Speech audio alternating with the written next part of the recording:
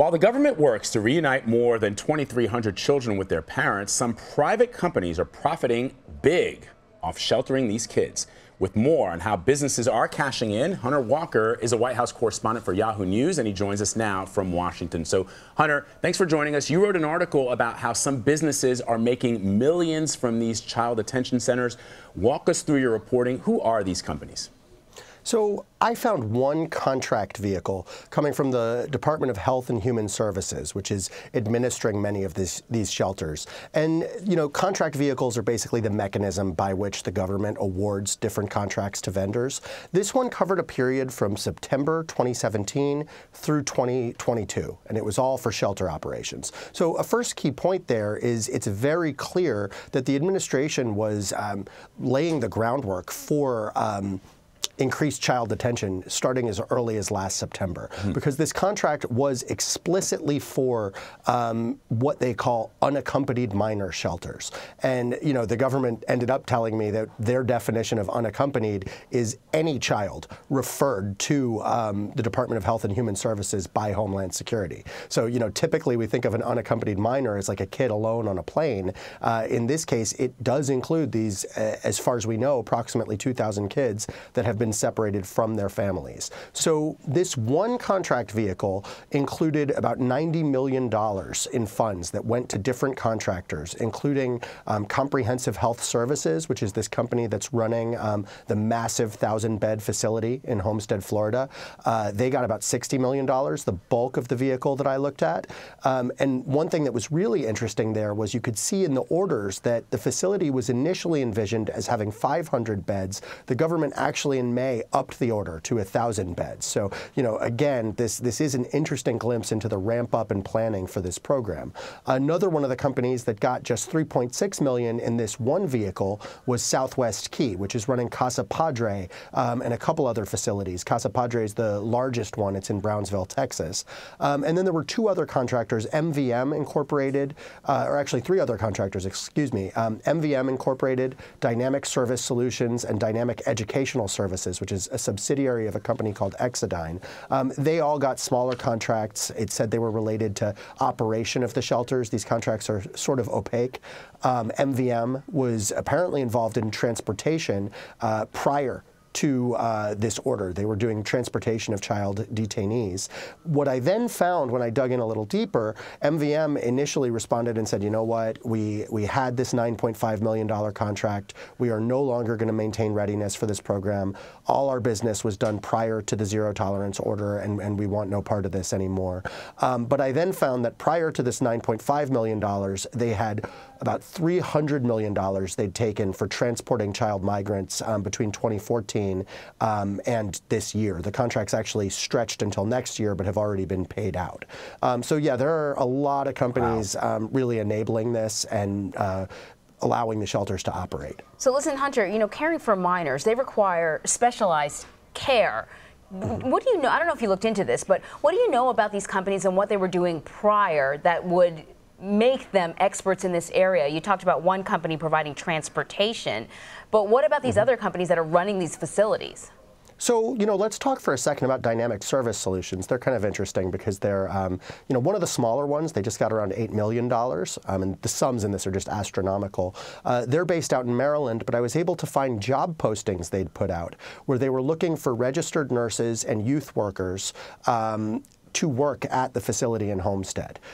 So the facility in Homestead's being run by Comprehensive Health, but a lot of the hiring was happening on online sites through this tiny company in Oxon Hill, Maryland. And, you know, they were asking for Spanish-speaking people with a high school diploma, and that was about it. So, you know, I'm very curious. This company wouldn't really talk to me. They referred me back to HHS, but I'm very curious, A, how they could screen these people remotely, and, you know, how much of the hiring is sort of done online and from afar. Southwest Key, which is really one of the biggest players here, in addition to what I found, Bloomberg did a great report where they showed that Southwest Key is slated to get $458 million in grants this year for running Casa Padre and other facilities. They've been in this business a long time, and, you know, they say they are very good at it. They say their services are compassionate, but, you know, there's been a lot of recent reporting that some of their workers have abuse the children. In one case, someone didn't give a child that was suffering from an STD treatment for 2 weeks.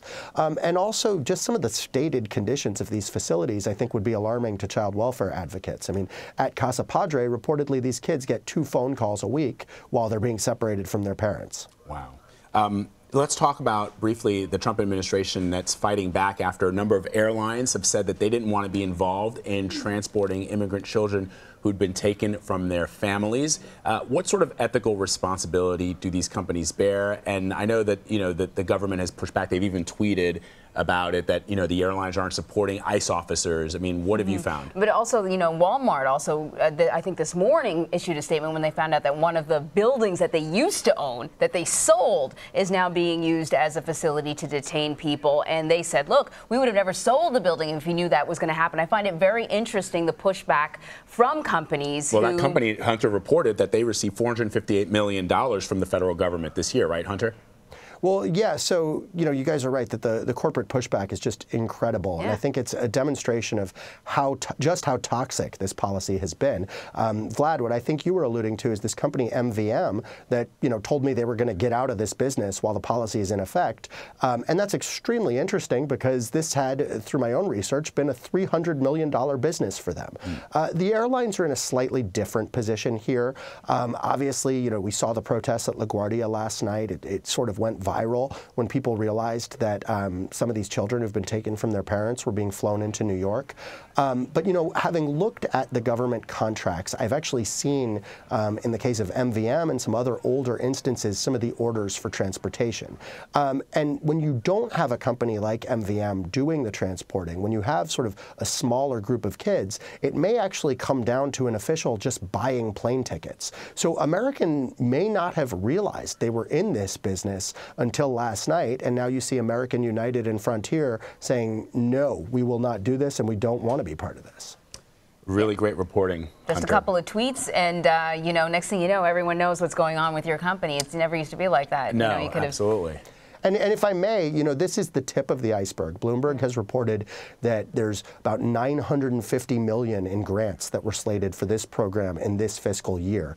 So, in total, I'm looking, I've mapped around $850 million that was at some point during 2017 through 2022. So, there's a lot of these companies, and I think, as we navigate this government contract system, news outlets are going to find out more and more. Yeah, the reporting, I think, is really, really important, Hunter. As you're talking, I'm thinking about Puerto Rico and the huge government contracts that were handed out to rebuild Puerto Rico, to feed people, to give them water, that totally fell apart, the debacles. And so you have to keep a close eye when the government starts to ramp up in this area when they're trying to provide emergency services.